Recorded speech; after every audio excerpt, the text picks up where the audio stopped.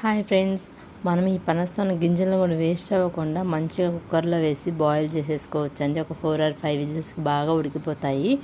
మీకు స్వీట్గా కావాలంటే బాయిల్ చేసే ముందే స్కిన్ తీసి వేయండి. లేదు కొంచెం చప్పగానే కావాలి అనుకుంటే అలాగే డైరెక్ట్గా బాయిల్ చేసేయండి.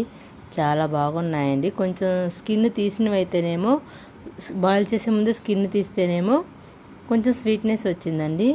సో బాయిల్ చేశాక స్కిన్ తీయని ఉంటాయి కదా, అవైతే మాత్రం బాగున్నాయండి. మనము చుక్కుడు గింజల నుంచి ఎలా ఉంటాయో అలా ఉన్నాయండి. మా బాబు కూడా తిన్నాడు, చాలా బాగున్నాయి అన్నాడు.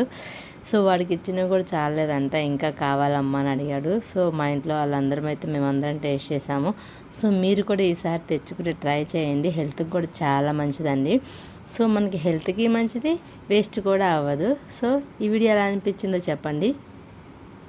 కొత్తగా చూస్తున్న వాళ్ళైతే సబ్స్క్రైబ్ చేసుకోండి. Thank you for watching friends. Bye.